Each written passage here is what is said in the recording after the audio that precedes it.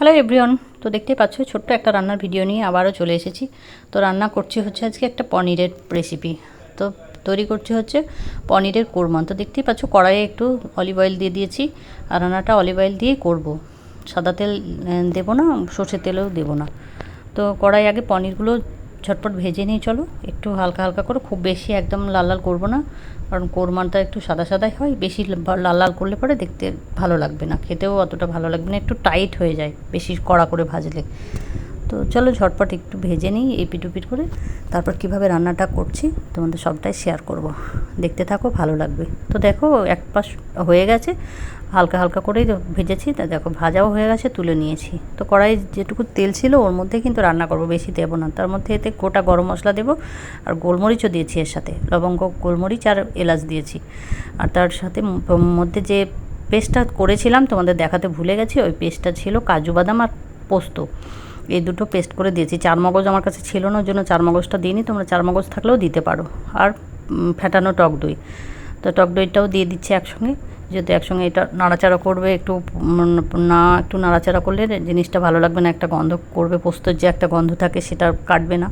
তাই একটু তেলের মধ্যে একটু নাড়াচাড়া তো করতেই হবে।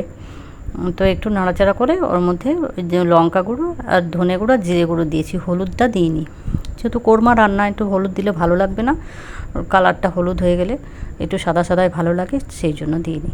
তো সবগুলোই দিয়ে দিচ্ছি গুঁড়ো মশলা, তার মধ্যে নুন চিনিটাও দেবো স্বাদ অনুপাতে যেমন লাগে। তো সবগুলো এক এক করে মিশিয়ে নিচ্ছি। আর ভিডিওটা আমি এক হাতে করছি, ওর জন্যই আমার কষ্ট হচ্ছে, এক হাতে করে কোনো ট্রাইপড লাগাইনি। তো এভাবে ভাবিনি ভিডিও করব, তো মনে হলো চলো ভিডিওটা শেয়ার করি, ভালো লাগবে। আর আমারও একটু টাইম পাস হবে, ভিডিও করলে বেশ একটু টাইম পাস হয়, ভালো লাগে। আর কোনো জিনিস শেয়ার করে ক্যাপচার করে রাখতে পারলে সেটা পরে দেখা যায়, দিয়ে মনটাও ভালো করে, ভালো লাগে। তো সব কিছুই দিয়ে দিলাম, নুন চিনি দেখতেই পেলে, দিয়ে একটু নাড়াচাড়া করতে থাকবো। নাড়াচাড়া করার পরে পনিরগুলো এবারে আস্তে আস্তে এর মধ্যে দিয়ে দেবো।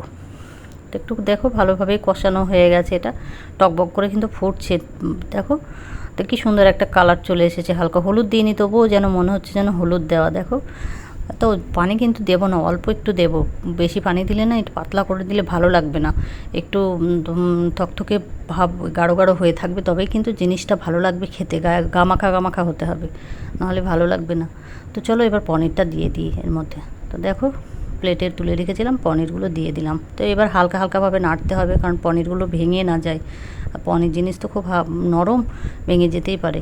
তো এরপরে আর বেশিক্ষণ রান্নাটা নেই, মোটামুটি মিনিট 3 পরেই গ্যাস অফ করে দেবো। তো একটু নাড়াচাড়া করে একটু ফুটবে, অল্প একটু পানি দেবো, পানি দেওয়ার পরে একটু ফুটবে, বাটি ধোয়া পানি, গ্যাসটা অফ করে দেবো। একটু কাসুরি মেথিটা দেবো, বলতে ভুলে যাচ্ছিলাম, কাসুরি মেথি দিয়ে গ্যাসটা অফ করে দেবো। কাসুরি মেথি দেওয়ার পরে না খাবারের সেন্টটা, টেস্টটা আরও বেশি সুন্দর হয়ে গেছিলো। তোমরা অবশ্যই কাসুরি মেথি নামানোর আগে পনিরে দেবে, যারা দাও তারা তো জানোই কেমন টেস্ট হয়, আর যারা দাও না তারা একবার দিয়ে দেখবে, খুব ভালো টেস্ট হয়, ভালো লাগে। কিন্তু দুঃখের বিষয় পনির আমি খেতে পারি না, আমার খেলে না কেমন একটা শরীর খারাপ করে পনির খেলে, তাই ওর জন্য পনির খেতে পারি না। আমার ছেলের ভীষণ পছন্দ। তো চলো হয়ে গেছে, ফুটেও গেছে। তো এবারে নাড়াচাড়া করে এবারে নামিয়ে নেওয়ার পালা। তো রান্নাটা কেমন লাগলো অবশ্যই কমেন্ট করে জানাবে, যদি ভালো লাগে তো লাইক করে দিও, কমেন্ট করে দিও, শেয়ার করে দিও, আর চ্যানেলটাকে অবশ্যই সাবস্ক্রাইব করে দিও। Tata, by.